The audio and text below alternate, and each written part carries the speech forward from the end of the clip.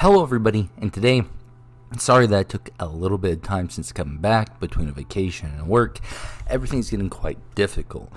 However, what we see is that we now have President Biden being official. Whether or not you agree with the man and whether or not you agree with how he became president, he is now our president. Respect the position.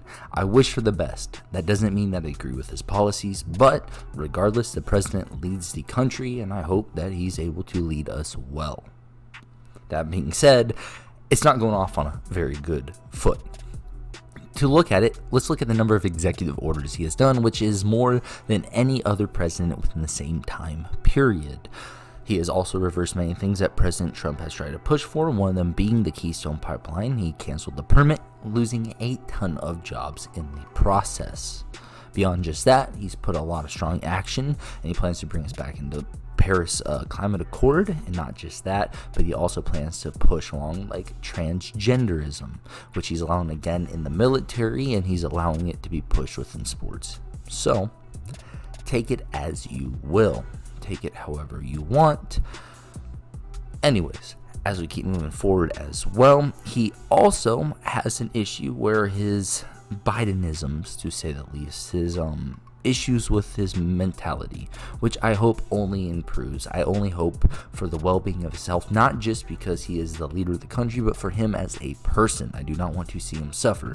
Dementia and Alzheimer's is a terrible thing. It ruins people and it ruins families, so just for the Biden family as a whole, I hope he doesn't go through that. But it was seen when he was signing one of his executive orders that he frankly said, "I don't know what I'm signing." A little bit worrisome. And at this rate, when people say that Kamala Harris will take over, it may just be that way. Now, as we keep moving forward, what has happened in terms of real substantial change? Executive orders do bring about impact, but those can be fought in the courts, as we are seeing for some of them. And again, as everything that I'm saying, please research for yourself.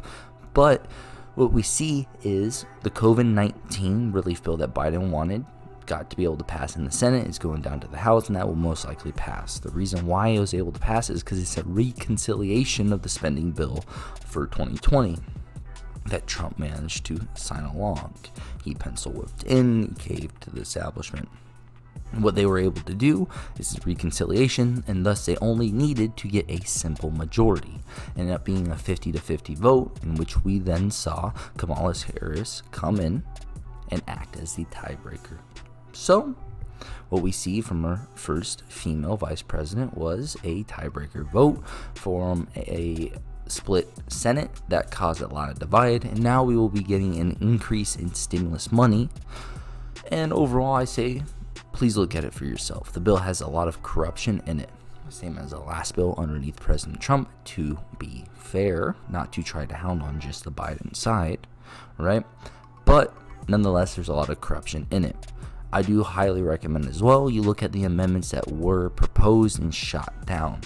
Some of them do include packing the Supreme Court, and beyond that, they also propose minimum wage. I'm not going to tell you the outcomes or the specific details. Please research for yourself and look who voted along what lines, because what matters is who votes for what. And then beyond just the COVID bill, what we're going to see is there's going to be a greater push in the future for more progressive policies. We are going to see student loan be a frequent issue being pushed. I think before the issue of packing the Supreme Court comes up, which I personally feel they're going to wait to see the 2022 elections and feel that out, I feel like they're going to tackle student loans first. Specifically, whether or not it'll be a $50,000 or $10,000 forgiveness. Biden did say that he will not allow it to be an executive order, but again, we'll see what occurs. Overall, the Biden administration hasn't been off to a good foot.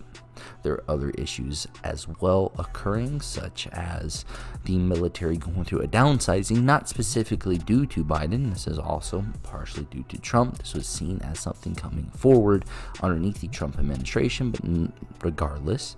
But also we see a lot of COVID restrictions coming about, talks of having double masks on, talks of even further lockdowns occurring. So we're still in a turbulent time. Even though 2020 has come and gone, that doesn't mean that 2020's mark still hasn't been burnt into 2021's flesh. It is going to continue to plague us. Hopefully it ends soon, but most likely, especially with new variants showing of COVID, it will not. Under a Biden administration, they will milk this for as long as they can. And maybe they should, maybe they shouldn't. That's a talk for a different time that I don't wish to get about. But regardless, as I said before, what we're seeing with the Biden administration is they have begun doing what they said they will do. They are undoing everything that Trump has tried to do, and Biden will continue to push socialist agendas. All I can say is I really do hope he can do the best for America, but it isn't looking that good. Regardless though, I do appreciate you watching. Thank you for watching. Please leave a like, do subscribe, share to other people, and anyways, as always, God bless America.